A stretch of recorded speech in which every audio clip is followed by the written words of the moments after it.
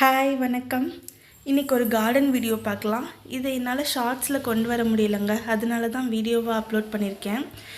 இன்றைக்கி ஒரு ஃபங்க்ஷனுக்கு போயிட்டு வர வழியில் ஒரு நர்சரியை பார்த்தோங்க. ரொம்ப பெரிய நர்சரி. அதை பார்த்தோன்னே செடி வாங்கணும்னு ஆசை வந்துருச்சு.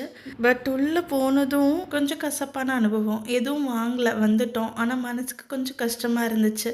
அப்புறம் வர வழியிலே இன்னொரு சின்ன நர்சரி பார்த்தோம். அப்புறம் ஹஸ்பண்ட் கேட்டாங்க, இப்போ தான் அங்கே பட்டுட்டு வந்து திருப்பியும் உள்ளே போகணுமா அப்படின்னு. பட் எனக்கு செடி வாங்கணும்னு தோணிடுச்சு, வாங்கிடுவோமே அப்படின்னு சொல்லிட்டு உள்ளே போயிட்டோம். உண்மையிலேயே சொல்லணும், அந்த அக்கா ரொம்ப நல்லா பேசினாங்கங்க. அவங்க எங்களை ட்ரீட் பண்ண விதத்துலேயே நாங்கள் ரெண்டு மணி பிளான்ட் வாங்க போகணும் அப்படின்னு நினச்ச இடத்துல ஒரு 600 ருபீஸ்க்கு நாங்கள் பர்ச்சேஸ் பண்ணிட்டு வந்துட்டோம். மணி பிளான்ட்டு விலை என்னமோ ஒரு 40 ருபீஸ் தான் அவங்க போட்டாங்க. இந்த வேலிக்கு பின்னாடி தெரிகிற குப்பையை கொஞ்சம் இக்னோர் பண்ணிக்கோங்க. அது அந்த பக்கம் வீடு கட்டிகிட்ருக்காங்க, அவங்க போட்டுறது எல்லாமே. அதை நம்மளால் க்ளீன் பண்ண முடியல. நம்ம ஏரியா வரைக்கும் தான் நம்ம க்ளீன் பண்ணி வச்சுக்கிறது. நர்சரியிலேயே எனக்கு கொஞ்சம் கொக்கோபெட்டும் ஃபெர்டிலைசரும் வாங்கிட்டு வந்தோம். அந்த அக்காவே அதை எப்படி செடியில் வந்துட்டு பாட்டில் செடி ரொம்ப இன்றைக்கி டிராஃபிக் ஜாம் ஆகுது, என்னன்னு தெரியல. ஓகே, எப்படி அவங்க வந்துட்டு பாட்டில் செடி வைக்கணும்னு எனக்கு சொல்லி கொடுத்தாங்கங்க. முதல்ல வந்துட்டு அந்த பாட்டில் கொஞ்சம் கொக்கோபீட் போட்டுக்கிறணும்.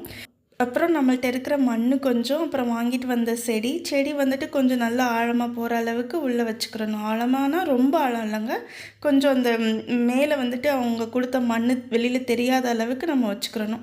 அப்புறம் அகைன் மண், அப்புறம் ஃபெர்டிலைசர், அப்புறம் கொக்கோபீட், இப்படி தான் அரேஞ்ச் பண்ணணும். எல்லா செடியுமே இப்படி தான் அரேஞ்ச் பண்ணோம். எங்ககிட்டயே இந்த தடவை பார்ட்ஸ் எல்லாமே இருந்துச்சு. ஸோ வெளியிலேருந்து பார்ட்ஸ் வாங்கிட்டு வரல, இருந்த பார்ட்டையே ரீஅரேஞ்ச் பண்ணி நாங்கள் வச்சுட்டோம். ரோஸ் செடி ஆல்ரெடி தரையில் 2 வச்சுருக்கோம், பட் காஞ்சு போச்சு. சரி, இந்த தடவை தொட்டியில் ட்ரை பண்ணலாம் அப்படின்னு சொல்லிட்டு இவங்கக்கிட்ட வாங்கிட்டு வந்தோம். அதான் சொன்னேன்ல, அவங்க நல்லா பேசுனதுனால சரி இதை வாங்குவோம் அதை வாங்குவோம் அப்படின்னு சொல்லிட்டு வாங்கிட்டு வந்துட்டோம். அவங்களுமே எங்களுக்கு ரேட் கொஞ்சம் பார்த்து கன்வீனியண்ட்டாக போட்டு கொடுத்தாங்க. சில செடிக்கெல்லாம் அவங்களே ஃபெர்டிலைசர், கொக்கோபீட் எல்லாத்தையுமே போட்டு பாட்லேயும் வச்சு கொடுத்துட்டாங்க. Indoor plant, even money plant கூட எனக்கு வளர்க்க தெரியலங்க. ரொம்ப செத்து போச்சு. பட் ஆசைப்பட்டு வாங்குவேன், எனக்கு சரியாக மெயின்டைன் பண்ண தெரியலை.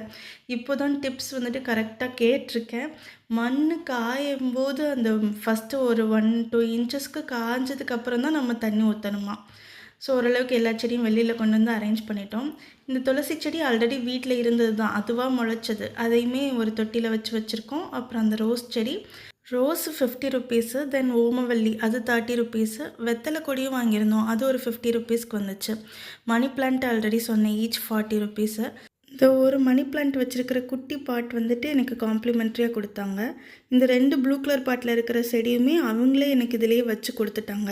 இந்த பாட்டுக்கு ஈச் 100 ருபீஸ். அப்புறம் செடிக்கு வந்துட்டு தொட்டாச்சு நீங்கள் 50, அந்த மணி பிளான்ட்டை 100 போட்டாங்க. அது கொஞ்சம் நல்ல க்ரோ ஆயிருந்த மணி பிளான்ட்டு, அதனால 100 போட்டாங்க. எனக்கு ரேட்டு கூடவா குறைச்சான்னு தெரியாதுங்க.